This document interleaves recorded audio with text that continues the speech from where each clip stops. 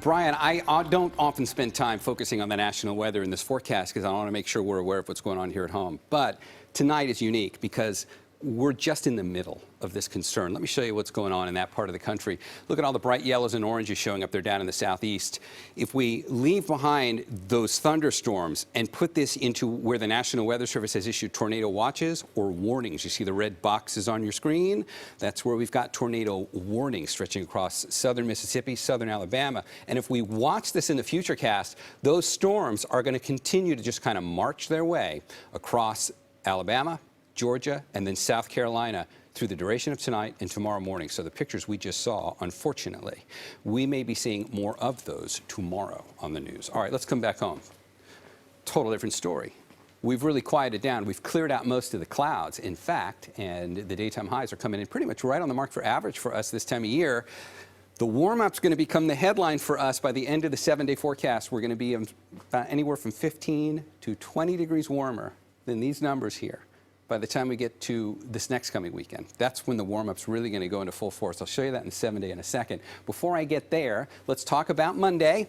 Morning lows doing pretty much what we've been doing for the past few mornings. No real change here. We'll be in the low 50s. But tomorrow is going to be much cloudier than today or yesterday was. It's not just going to be morning clouds. These will be clouds that stick around for a good part of the day because there's going to be some rain mixed in with them. Let's take a look at this storm right off our coast. If you just looked off the coast on the satellite, you'd say, hey, there's a good little storm right there.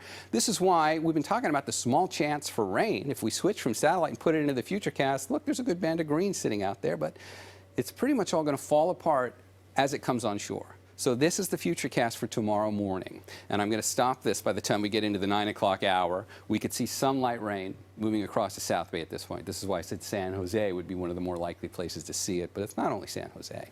It's the peninsula and parts of the East Bay. And whatever we get is going to be really light. And it comes through in the morning to the early afternoon. And it's spotty showers at best for everybody else. If you look at this in rainfall totals, we're only talking about 0.03 of an inch of rain here by the time it's all said and done with. That's the kind of rain you barely even notice. But technically, since it could rain, we've got to talk about it. That storm will then go to the Sierra, by the way, and for the middle of April, it'll drop just enough snow up in the mountains that anybody who's traveling in the mountains, the interstate's going to get kind of slick. All right, that's Monday.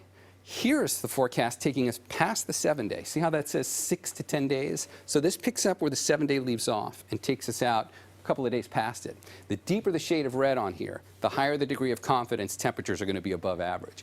And you certainly see that pattern picking up here. This is just getting us into next weekend. Mid-80s for daytime highs by the time we get to Friday and Saturday. And that is about 15 degrees above average for this time of year in general. Sunny and warm is about to become the real story back home for the weather.